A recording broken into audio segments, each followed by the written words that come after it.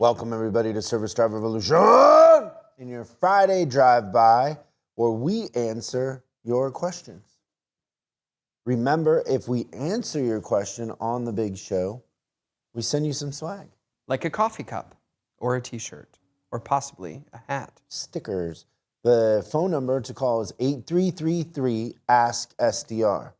So that's 8333-ASK-SDR. Now, a side note, the thing I love about drive-bys now and answering questions is you have no idea what the question is, so no jokes are prepared. This is pretty much a joke-free situation. Some would call that blasphemy. Some wouldn't. Yeah, it's true. Might be a 50-50. Yeah, right down the middle. Okay, Let us know in the comments. Let's go to the question. Hey, Jesse from Maine here. I have a good topic. I haven't heard you talk about it, and I've experienced it at one dealership. What do you know about and or how do you feel about team flat rate for the technicians? I have worked in a shop, a Chrysler store, for almost 3 years. That's, I guess, has been run like that forever. And I currently am running a store right now that I was considering maybe doing that, a team flat rate pay, just based on the way the store runs. So anyways, team flat rate, I don't know if you've ever dealt with it. I would imagine you must have heard of it somewheres along the line. Just curious, maybe it's a good topic, what your opinion would be of it. All right, thanks, bye. Great question. What would be the chances we would consider moving the office to Maine? 1 in 4,206. A little high. Yeah. It's a high chance. So there's a chance. So we could relocate because there's a major airport. What, in Bangor? I love Maine. Kind of looks like Washington where I grew up in a sense. A lot of moose there. People are nice. I believe that, for sure. So do you have experience with team? Never. I've heard of it before, but I've never personally had. You know where a lot of my experience with this was in Toyota stores.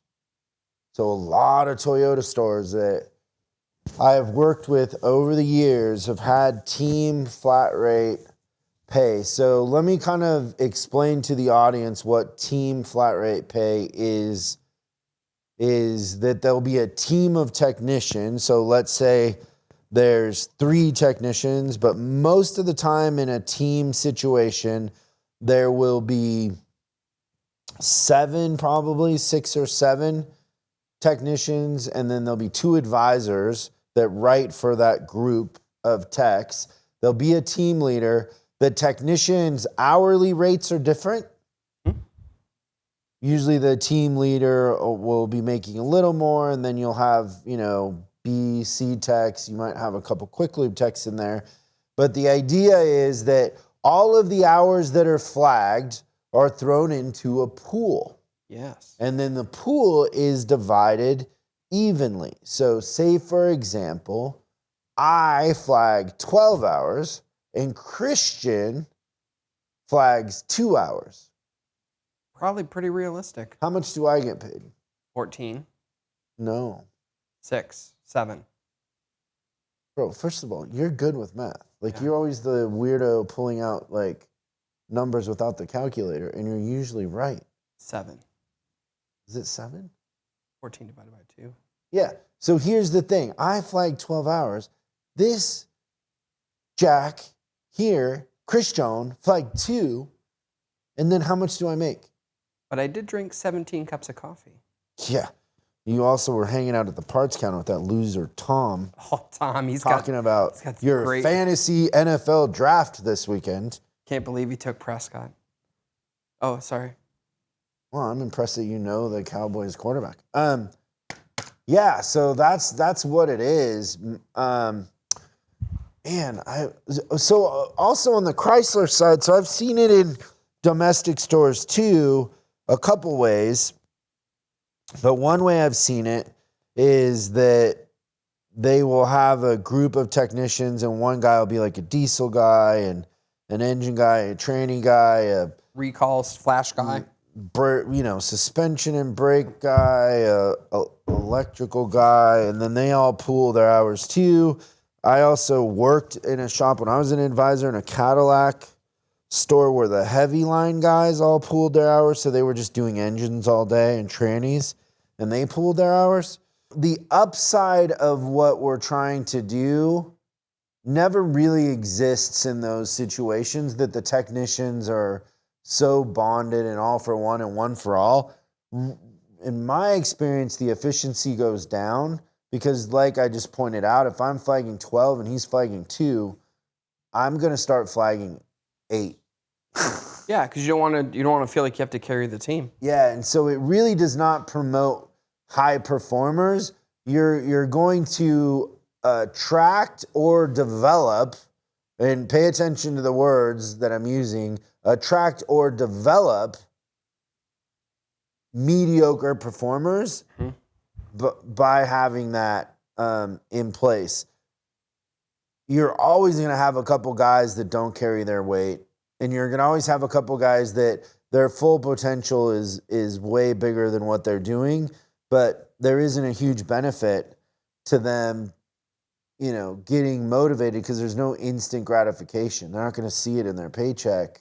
And the more techs that are on that team, the worse it is. And it is kind of socialism in a sense. I always kind of joke with people that it's communism.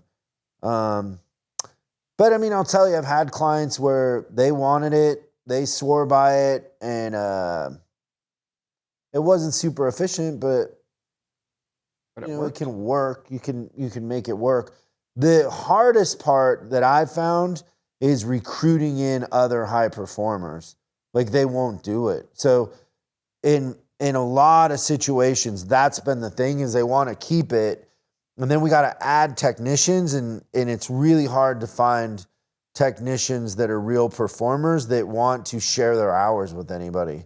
And so, like I said, you have to lower your expectations of the kind of tech you're going to have. It's going to be more middle of the road in that scenario, because a good flat rate tech that's super motivated is used to, hey, I come in, I do my work, I get paid for my work, and they don't want to worry about Christian and the fact that he's more worried about his fantasy football league or whatever. They just don't. They want to see a return for the effort. That's the theory behind it. So, could you imagine that interview though? It'd be like, okay, so here's how this is going to work. You're going to flag 12 hours. We're going to pay you for 7. When can you start? Like, that's just not going to go over well. Well, I mean, have you ever read any of my books?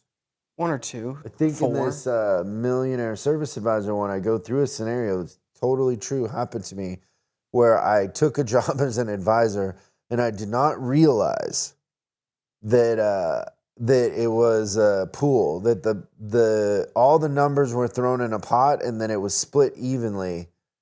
And I remember the advisor in front of me said, like, I hope you never quit because you make me so much money.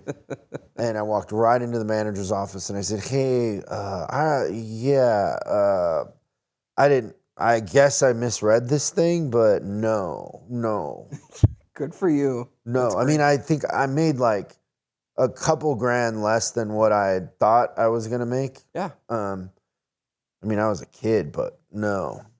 There's no way. And even in myself, like, I know that if I had to do that ongoing, like if that was my only choice, I'm not going to be super motivated that I'm making everybody else money when they don't answer the phone. They don't want to write up customers. They're not getting there to write up the night drops. Their customers aren't coming back for them. I mean, one of my favorite things is when I would get another advisor's customers and they'd never recommended anything in years, Yeah. So, I don't know, Jeff. I'm not to me, it's like just one level up from hourly techs, honestly. I can't point to one redeeming, value in it. I wouldn't do it. I would undo it, honestly, in my opinion. But appreciate the question. And if you have different thoughts, please call back in and tell us, but I'm not a fan. Christian is not a fan just because of the way that I structured the analogies. Yeah, that I was the low tech. That stunk. You got any jokes for that, funny man? No. But thanks, Jeff. We're going to send you some swag. Remember, if you have any questions that you would like us to answer on the show, 8333-ASK-SDR, and we'll see you next time on Service Drive Revolution. Thanks for watching this week's Drive By. I hope we gave you something to think about over the weekend. We're uploading new stuff every day, so make sure you subscribe and click the bell icon so you don't miss out.